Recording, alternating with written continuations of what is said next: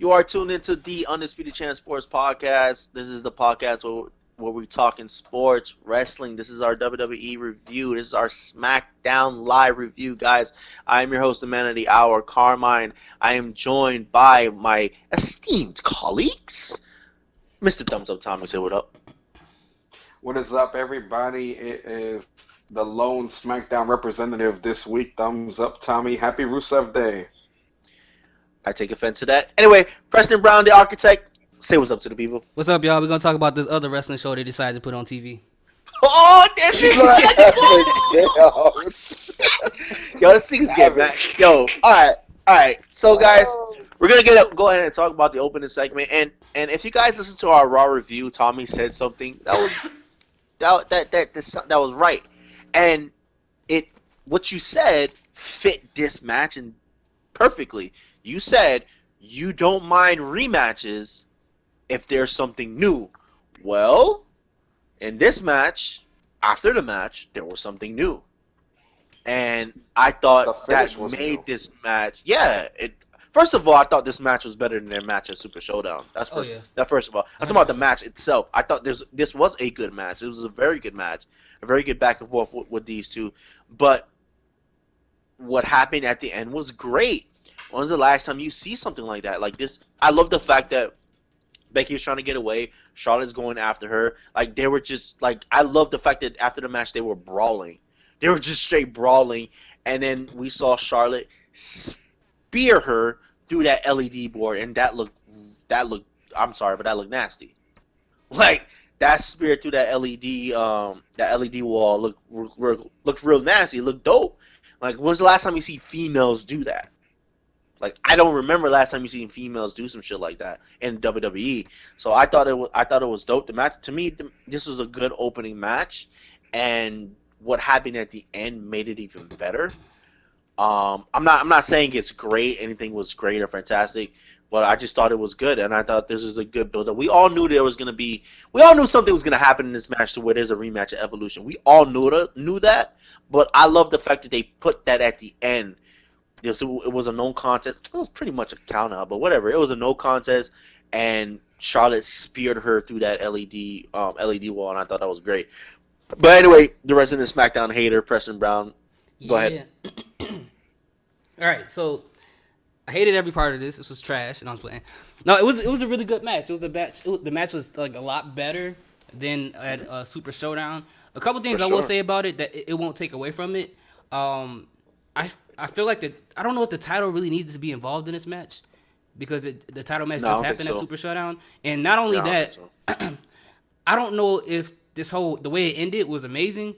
I don't know if it should have happened this soon because I feel like it's kind of like the same thing with AJ and Joe. I feel like they pulled the trigger on something amazing happening a little bit too soon. They should have waited to get closer. Nah, bro. I disagree, Why? bro. Because the match at whatchamacallit is a last woman standing match. You think they're not gonna do something even better? No, but think about this. What are they gonna do from now up until Evolution with those two? Bro, this is a personal story. They don't have to do anything really that physical in the ring. This is a personal story to where they can let their promos build this match. No, I get that, but it's like this. She did the worst she can do to her right now. So the next 2 weeks, what are they gonna do? Just talk each other head off? Like I wish they would have did this like before Evolution, or the way they can redeem this to me is if they find a way to be like, all right, y'all can't be in the same building at the same time. We got to keep y'all away from each other to kind of build up the intensity. But I mean, they might do something like that. You never know. But I feel like I don't think there needs. Okay, I know it's really personal, but I don't think there always needs to be physical contact to build up this match. That's what I'm saying. I don't want them to have physical contact the next 2 weeks. So it's like, okay, so then what are they going to do? I would have wished that they would have been like kind of like going back and forth verbally or whatever for the next like 2 weeks and then going to her getting knocked through the LED board and then going to Evolution. Like something like that. Not this happening this soon. Yeah, I guess I feel you. I see what you're saying. Anyway, Tommy, what did you think? I loved it because it turned out to be exactly how I expected it, because as soon as I heard that they were going to have a rematch on SmackDown, I was thinking, but why? I was like, clearly this has to be a throwaway rematch of sorts, because the real finish to this feud is likely going to happen at Evolution. Mhm. And rightfully so, since Paige later on announced that it's going to be a last woman standing match at Evolution. So I liked it because, it played into what I predicted, that it was going to be a throwaway rematch in terms of not the match quality, heavens no, but because the match was phenomenal, but I was, it's a throwaway rematch because there was no winner. The finish was a no contest Mhm. because of a double count out. I like how they tried to keep Becky confined to the rules, saying that if she got DQ'd, then she would go ahead and lose the title anyway. So then they made it that the match ended in a double countout, which in turn results in a no contest. And then even though the ref stopped the match, they just kept fighting, and yeah, the whole thing with the Titantron, which was pretty cool.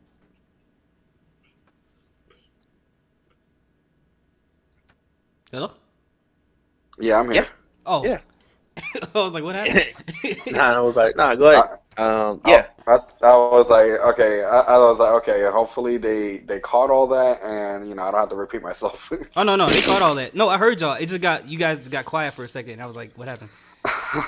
All right, cool, Yeah, cool. but anyway, yeah. I mean, I thought this was a good opening segment for SmackDown. So good opening match, good opening segment. So the next match we're going to talk about on the docket is Jeff Hardy versus Samoa Joe, and this is a qualifier match for that World Cup tournament. Now, I thought this match was borderline good, but what I like most about it is not really the match, not necessarily the match, but what I liked most is the fact that Joe injured his leg and his knee and we all saw that he hurt himself Hmm. at Super Showdown, and it was only like 3 days since Super Showdown, and he came out with a leg wrap. He came out with a wrapped around his leg, and he was hurt.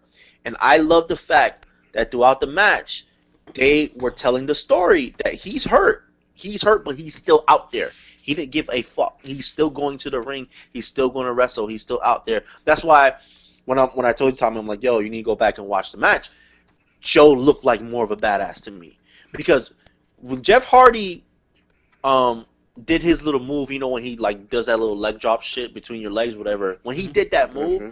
and he saw how hurt Joe was, he focused on that leg and that knee. He went after that shit, and Joe was trying to fight him off. And the fact that Jeff Hardy kept going after, going after, going after, and the referee had to stop the match and gave Jeff Hardy the victory because basically Joe couldn't stand anymore. But Joe was still willing to go and fight. Even when he couldn't stand anymore after the match, he still had that evil ass pissed off look on his face, wanting to tear Jeff Hardy apart because he's a fucking badass. So that's the part that I like the most. It wasn't necessarily everything in the match, but that's the part I like the most. It showed a great toughness in Samoa Joe. Like it doesn't matter how hurt he is, he's going to go out there and do whatever it takes. It doesn't matter. But that injury that he had was just too much. And and I like the fact that they let Jeff Hardy go in and focus on his fucking knee. You don't have to be a fucking heel to go focus on a guy's injury that he has in the ring. Like you came in the ring with basically an injury, I'm going to attack it because I want to win the match. So I like the fact that they did that, and to me, that's what I like the most about this. But anyway, go ahead, Preston. What did you think? I definitely agree with you. The whole psychology behind the match of attacking someone's limb that's injured, that made sense because I felt like that was really, to be honest, the only way Jeff should legitimately win this match. Because I don't Yeah, think he could beat Samoa Joe head up. That wouldn't make any sense at all. So letting that story yeah. be told. The only thing I thought it was like a borderline good match, like just like you said. But the only thing it has nothing to do with the match. I just don't like seeing Joe like this, like seeing after him coming off of so many losses and now he's injured and stuff like that. Like Yeah. I'm trying to see like when are they ever gonna have Joe get his moment, and are they gonna make him like turn face and then finally do it, or if realize his heel thing ain't working out? I don't know, but overall the match was cool to me. I mean, who? I don't think uh, he can turn face. Cause I'm trying to think of who he can fight. Like who That's what can I'm he? saying. Like who? Like I mean, yeah. Daniel Bryan and AJ are like the only real like big faces on SmackDown if you really think about it. Yeah, So as far as top guys, so but if he turns face, what? I don't think he could turn face because Rey Mysterio is coming to SmackDown. So I think he has to stay heel. So I kind of agree with you in that sense. That yeah, leading up to it, like I don't. The fact that Joe lost to AJ 3 straight fucking times, we all had a conversation about this. We all were pissed off about it. Like I didn't like that shit. I just like the fact that like in my personal opinion, it just made Joe look tougher. It didn't. I don't think it made him look weak because it's not like Joe was doing like a heel shit, like complaining to the ref about his knee, right, or doing anything like that. Like Jeff was attacking his knee, and Joe was still coming back and fighting, still coming back.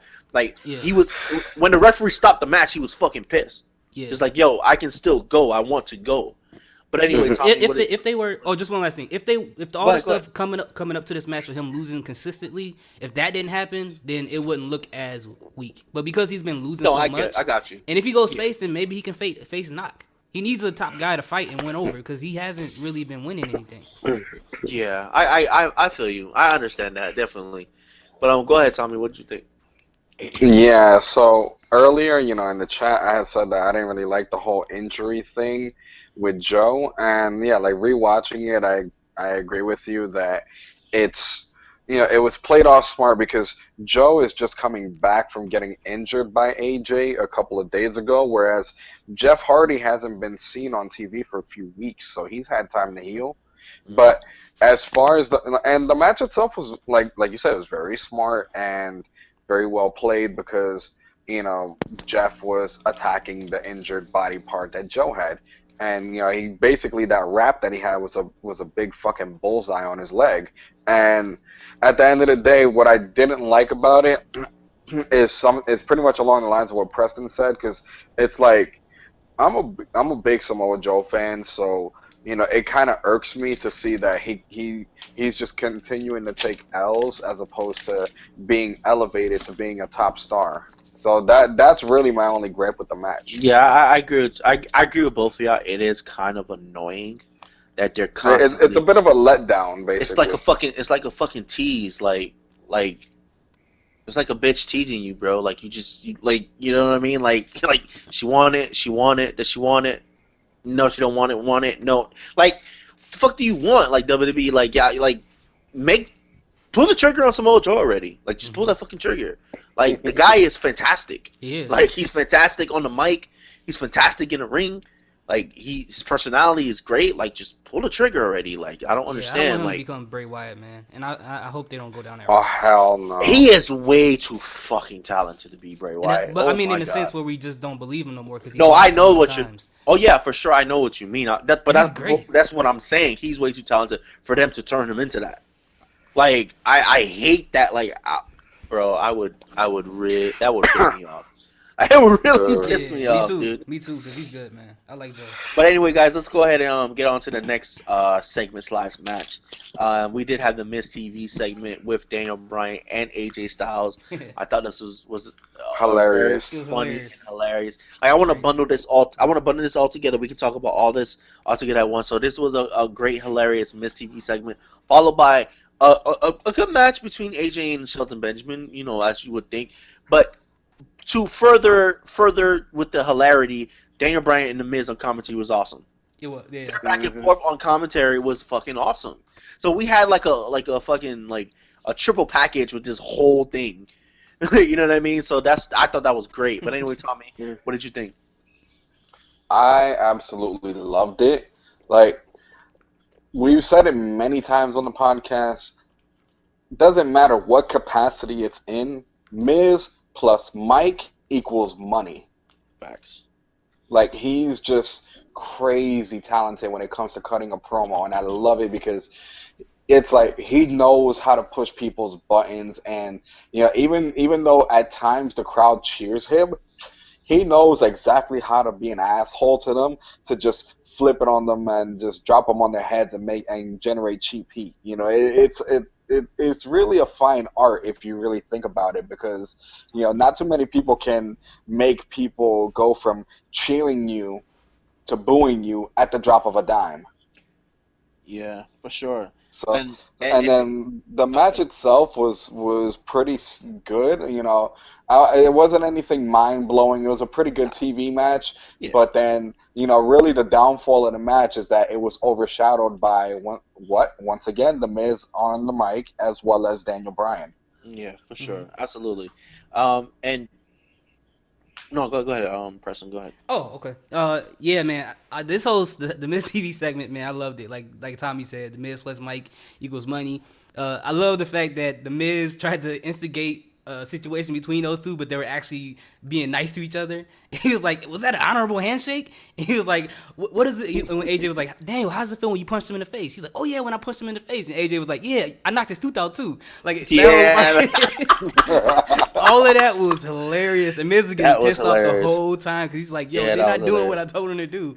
But By the way, guys, this segment absolutely confirmed that Miz is interfering in that match. yeah, So I absolutely. throw that Facts, out there. absolutely. Yeah, absolutely. So I throw That's that out Beyond there. 1,000%. obvious. Like, as soon as I saw that he lost a Super Showdown, I said it. I'm like, Miz is going to interrupt in that match. Don't, to our listeners, please be smart and don't let the Miz saying, "Oh, it doesn't matter which one of you guys wins that crown jewel. I'm coming after you." Don't let that fool you for a second. He's Nah, going to Now I'm interrupt that starting. match. he's gonna be there. Now I'm starting to think I'm wrong. I really do. Now I'm starting to think that Daniel Bryan is winning the Royal Rumble and Miz is winning the WWE title. Because I think in that triple threat match, I think it's going to be a triple threat match It is. turning into, and I think Miz is going to win that match. Yep, Miz is gonna win that match. And He's gonna win the title. and then we're gonna get that DB versus Miz at WrestleMania. But I think I 1,000% believe Daniel Bryan's winning the Royal Rumble. Oh And- yeah. He's winning the Royal Rumble. And then when he wins that match, some yes chance at WrestleMania is But going it's to hard. be But it's crazy. hard for me to. You know why it was hard for me to think that though. Who won the Rumble last year?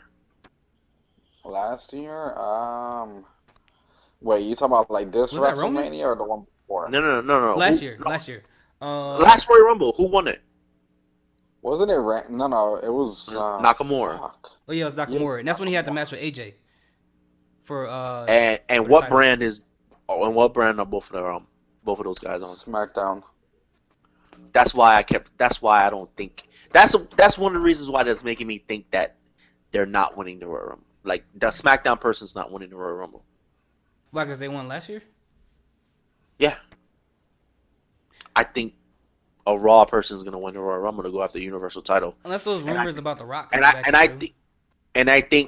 think that's why I think Charlotte is winning the Rumble because when Asuka won the Rumble, she was on Raw. Mm-hmm. Charlotte's on SmackDown, and that's gonna basically flip it. Asuka challenged the SmackDown champion, came to SmackDown, so I think Charlotte's gonna challenge the I mean, Raw that makes champion. sense because I don't even know who could face Ronda Rousey, to be honest with you, on the Raw roster. Like that would even put up a good match with her because she's so OP right now. Yeah. But you gotta think about it. If the last match she had with Alexa, they actually made it a competitive match. Mhm. So in that sense, I feel like Sasha Banks could have a match with Ronda Rousey perfectly fine, So then Sasha would have to go heel then. and that would be great. That would be awesome. I would love it. Like that's what we want. Yeah, That's what I've we said it want. for a We want her while. to be Sasha's heel. better as a heel. Want her to be heel for To be sure. honest with you, what I want Ruby Riott to be in that ring. Facts. I Facts. want that. I agree. I agree want 100%. Ruby Riott. I like She's Sasha. already If heel, Sasha so go, might as I'm well cool do it. with that. But I want Ruby Riott. No, I agree with you. I agree with you. 100%. I agree with you. I would love to see that match. That would be amazing. Love it. I would love it. But anyway, guys, yeah, this whole Miz TV, the match, the commentary was great. So we're gonna move on to the next segment. One Night in Milwaukee segment. Now we all knew. Like I just thought this segment was funny. I thought it was. I thought it was. It wasn't great or anything. But I just thought it was funny. We all knew that Lana was gonna basically air Aiden out. Like Yeah. we all knew like it wasn't true and all it was gonna air him out. By the way, Lana, we can have a one night in Miami. I'm just saying, just let you know. But anyway, but yeah, it was what it was. Rusev got a little bit of his payback. But it was what it was. I thought it was okay. It wasn't bad. It was all right. But anyway, you guys, what do you think, Tommy? I enjoyed the segment. Somewhat, because to me, I feel like they could have dragged it out at least another week. Yeah, Like, I can see that. I personally feel that they could have saved the whole we hacked your account thing. Yeah. As like for next week, they could have easily done it. I feel like they pulled the Yeah, have plug on the Aiden video T too something soon. again. Yeah, I got you. Yeah, but and kudos to Aiden because he tried to kind of keep the interest alive, but at the same time, at least in my eyes, the damage was already done to that segment when they just pulled the carpet out from under his feet and just exposed the rest of the video. Yeah, yeah, I get what you're saying. What about you, Bresson? Yeah, I thought it was real entertaining. I was a little confused about it. Only the part when she was like, "Yeah, we hacked your account," but they kept playing the same video he already had uploaded on Titron. So I was like, "Did they hack his YouTube account or what's going on?" But other than Mm-hmm. that, I just felt like the whole segment was cool. I thought it was cool. Yeah, We all knew yeah, how it was going to end, but it was funny to yeah, see Rusev chase him up up the ramp. yeah. Because Aiden was bogus. He was like, "You want one night stand with Aiden?" And then I'm like, "All right, Rusev gonna kill you, Yo, bro." You, that was funny. That was funny. Yo, I was like, yo, Aiden, you wildin', bro. yeah, You bro, gonna get you that? gotta go. You gonna get that big ass vicious boot to the fucking grill, bro? Because when Rusev kick you, that shit is ridiculous, Like, boy. bro, you're not Samoa Joe, bro. Just because you thought it was cool when he did it does not mean you can try to pull that on Rusev. You crazy. I don't know. Word, bro. Word. But yeah, that was pretty good. All right, guys, we're gonna go ahead and get to the main event. Anyway, guys, the main event, Big Show versus Randy Orton. It was what it was. I'm gonna Oh let yeah, you that guys was the go because main I have event. not. Yeah, I'm gonna let you guys go because I really don't have anything to say. Oh my god. Preston. Um, man, like they scraped the bottom of the barrel. They have no more faces. They made the Big Show get out there. This main event brought SmackDown down. That's the most pigeon-toed wrestler I've seen in a long time. But the match was like super slow. You can tell Randy wasn't even really trying to make it look competitive. I appreciate that because we know Big Show, joints are hurting right now. So I don't know. I mean, it was what it was. It wasn't an exciting match, but you know how I feel about older people coming back and taking the spotlight All that other right, people I'm have gonna been. be honest with you before I let you go, Tommy. All right, this SmackDown, I gave SmackDown a B minus because of this main Mm, event. damn. Because of the main event. Yeah. That it killed it That that shit much? completely brought it down for me. Oh, and they knew it did No, too. Cause like, by the way, next week we like, got Shinsuke Nakamura versus bro, like, all right, bro, listen, too late. this main event completely brought it down for me. I did not want to see this shit. I didn't care for this shit, Hmm. and I wasted 8 minutes watching this shit. So I like it really brought me down. I think if they would have put a decent competitive main event, something else, it would have made SmackDown a B plus. Not an A. It wouldn't have been nowhere near A. It would have made a B plus because even though there was some good stuff on SmackDown, there was nothing that was great. Like Raw had the double turn, Raw had the great main event. Like there was nothing that was great. It was just stuff that was just good mixed with okay. But this shit brought it so down for me. So But I'm just gonna let y'all know off rip that that shit was a B minus but I because of guarantee if that. Charlotte didn't have the mixed match challenge, that Charlotte and Becky match probably would have been the main event. Probably, probably. That is a great point though. Why that match was the Like opening way match. so early. Yeah, it was like the opening match. That is a great point because she did have a match after the show. Yeah, I agree. I see that. I can see that. But anyway, yeah, yeah, Tommy D. Tommy, go ahead. Yeah. There really isn't much to say about this match because as soon as I saw Randy Orton versus The Big Show, You heard I said to classic. myself, it's a wrap. Like Yeah. there's no mystique to the match. There's nothing there. Like we all know Show is just there to job out to Randy. Flat out, point blank period. And as far as my grade for SmackDown goes, I honestly that this is like the one filler per se that really just brought the show down for SmackDown. But to me, it was so much filler in that 1 8 minute segment at the end that it just brought it down to where I'm giving SmackDown the same grade I gave Raw, a B. Okay. All right. Preston? I'm going to have to give SmackDown a. I'm gonna give it a. It sounds crazy. I'm gonna give it a C plus. Cause How did I know you were gonna give it the lowest grade between the three of us? I don't know. I feel like even though I'm Raw side, I have, regardless of what y'all think, I have high expectations for SmackDown because they consistently have good shows, good writing. It felt like nothing here outside the Becky and Charlotte thing. Nothing, even though they were for the Cup Challenge or whatever, there was nothing there that really wows me like SmackDown does every week. You know, SmackDown has something I'd be like, dang, that's crazy every week. Yeah. This week I didn't feel like I got that. So Y'all notice we didn't have not one truth segment. we didn't have a truth segment. That's what I was missing. We didn't have a New Day segment. We didn't have New Day. We didn't have Almas. Yeah. Yeah. Yeah, Yeah. This was a down week for SmackDown, bro. Like, there's no other way around it. There's no other way to say it. This was a down week. Like I said, like we all agree. Like there was a couple of high points, but the low points just outweighed it. Yeah, it wasn't bad though. I don't think it was a bad. No, SmackDown. it wasn't a bad It was show just at all. lacking Not by what, no like means. the soul of SmackDown. SmackDown is like more It was goofy, it was entertaining SmackDown was what it.